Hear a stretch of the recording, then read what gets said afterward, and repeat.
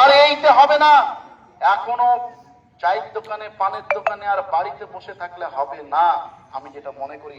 কারণ আমাদেরকেও আমাদের ঊর্ধ্বতন কর্তৃপক্ষরা বলছে পারছি না, তোমরা বড় আন্দোলন করো, এতে তাছাড়া আমাদের উপায় নাই।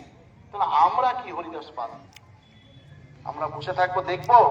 ওনারা তো চাইবে একটা মানুষকে যদি দিনে 300 হিয়ারিং করতে দেয়, যদি 3 মিনিট করে সময় লাগে, তাও তার 900 মিনিট সময় লাগবে, সে করবে কখন? তার খাওয়া আছে, ব্রেক আছে, সে আরাম করবে সব রকম নিয়ে, সে কি করতে পারবে?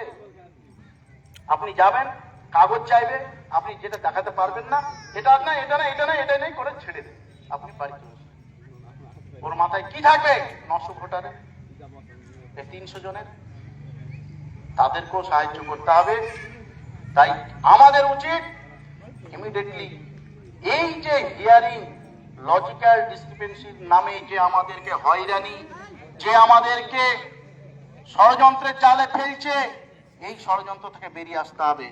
কারণ আমরা বুঝে নিয়েছি নিম্নবর্তী আমরা যারা আছি, আমাদেরকে নিম্ন বর্ণের এই দাসে পরিণত করতে এখন উচ্চ বর্ণের শ্রেণীরা লেগেছে।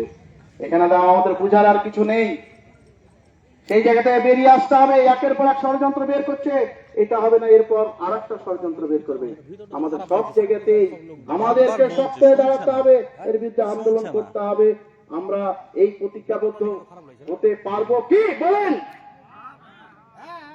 না আমরা শুধুমাত্র বসে শুনবার চলে যাব, কাল থেকে আর কাউকে পাবো না। আরে কত চেন্নাইয়ে কাজ করে, উড়িষ্যায় কাজ করে, সব ছেলে ভাইরা বাড়িতে বসে আছে যে এই মনে হয় আমার ভোটের কাজটা শেষ হবে তো আমি কাজে যাব। এমনিতে আপনি বাড়িতে বসে আছেন, এর পেছনে খাটেন না, চলেন না লালগোলা পর্যন্ত ছুটে যাই। আমরা আজকে মানিকচক অঞ্চল পথ দেখাচ্ছি, কাল কালমেঘা দেখাবে, তারপর আজমেরি দেখাবে। আমরা প্রত্যেক অঞ্চল যাব, একসঙ্গে জমায়েত করব, আমাদের হতে হবে। তাই আগামী কালকে যদি আপনারা প্রস্তাবে রাখেন, আপনারা করুন, আমি আছি, যাব। আমাদেরকে এই হয়রানি থেকে বেরোতে হবে। আগামীকাল দুটো বুথের যে হিয়ারিং আছে সেটা একটু উল্লেখ করে দেন, সেজন্য আপনি আবেদনটা রাখেন সমস্ত নেতাদের কাছে যে আগামীকালকে ডেপুটেশন করা যাবে কিনা, কারণ তাদেরকে তো বাঁচাতে হবে। আমরা আলোচনা আরো সবার কাছে শুনে নেব, আমি আর দীর্ঘায়িত করছি না। আমার যদি আরো কিছু বলার থেকে আমি একটু পরে বলবো। আমাদের মাঝে অনেক এইটুকুটা বলে দেন কালকে হিয়ারিং এর ব্যাপারটা। তবে একটা জিনিস আমি নজরে ওনাদেরও রাখবো, আমরা জানি এত কিছুর মাঝেও আগামীকাল বিএম পাড়া বুথ আর বাউসমারি বুথের হিয়ারিং আছে।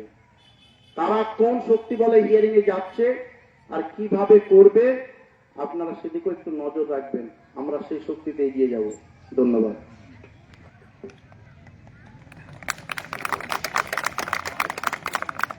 হ্যালো, এহসান মাস্টার বিস্তারিত আলোচনা করেছে, আমি সেই আলোচনায় আর ঢুকছি না। এই সভা দুটো থেকে এখন পর্যন্ত চলছে। মূল যে উদ্দেশ্য